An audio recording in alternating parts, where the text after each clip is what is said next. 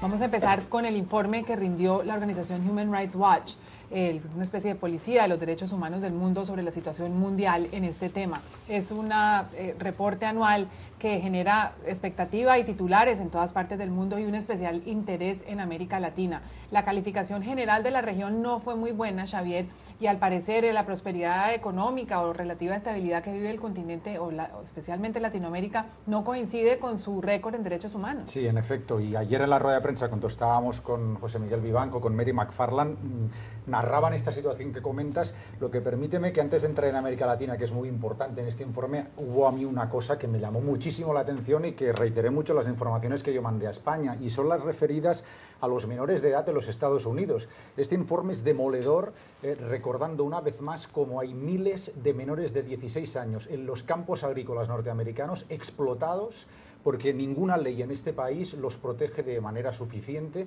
y además hay una complicidad de la industria agrícola para que esto continúe de este modo, haciendo lobby aquí a 2 cuadras de este estudio. Me parece vergonzoso que esta primera potencia mundial lleve a esta situación a muchos niños y niñas latinoamericanos que están en los Estados Unidos trabajando en el campo.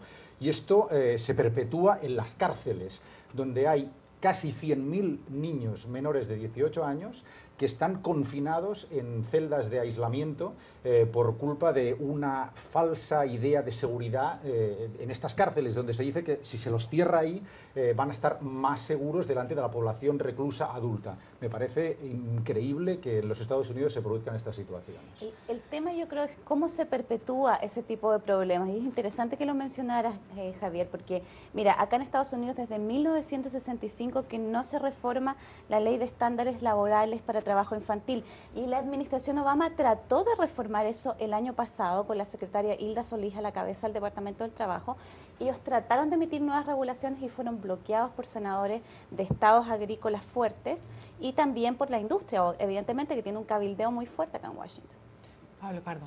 Sí, bueno, en general toda la regulación laboral y toda la regulación de las prisiones en Estados Unidos son un mundo aparte. A mí lo que más me ha llamado un poco la atención del informe de Human Rights Watch es que básicamente casi podría ser el mismo informe que podrían haber hecho hace 5 años, casi incluso 10 años. Es decir, por ejemplo, en el caso de Colombia, impunidad del ejército, de los paramilitares, narcotráfico, guerrillas. En Estados Unidos lo mismo. Efectivamente, yo creo que después del desmoronamiento de la Unión Soviética hubo como un resurgir de la democracia en el mundo, y ahora mismo llevamos como 10, 12 años de un retroceso en todo el mundo, también en muchos países europeos, y por supuesto en América Latina y en Estados Unidos.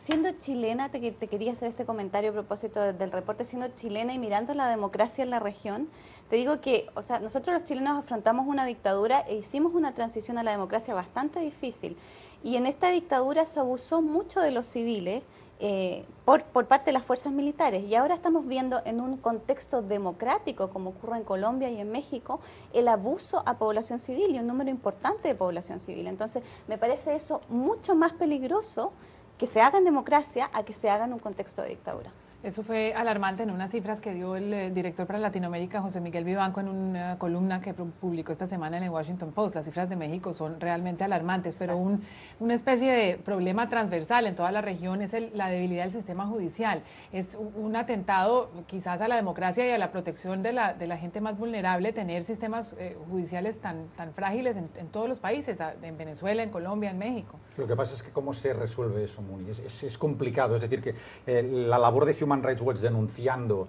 como comentaba Pablo, estoy completamente de acuerdo, está muy bien, pero no se modifica nada. Vivanco ayer nos decía, y Mary McFarland también, que intentan hablar con la administración Obama sobre cosas puntuales, intentan hablar, van a ir a México para hablar con el nuevo presidente bien pronto, pero cuando no hay una medida de presión que uno detecte que es realmente suficientemente fuerte como para hacer cambiar las cosas desde el punto de vista gubernamental, y estas organizaciones hacen bien demostrar el problema, pero tienen las manos atadas para poder conducir a una resolución es que de yo la creo cuestión. que además el problema es que las reformas de la justicia, por definición, tardas muchísimo, son muy lentas. Y también hay intereses políticos y intereses económicos. Aquí en Estados Unidos, por ejemplo, es muy importante el lobby de los sindicatos de prisiones, que literalmente quieren que cada vez haya más gente en la cárcel. Las cárceles en Estados Unidos son una forma de ayudas del Estado encubiertas a zonas rurales, a zonas deprimidas. Tú construyes ahí una cárcel y más si se la das a un contratista privado y eso genera un negocio. Por consiguiente hay interés en tener, desgraciadamente, al menos en Estados Unidos, a cuanta más gente en la cárcel, mejor.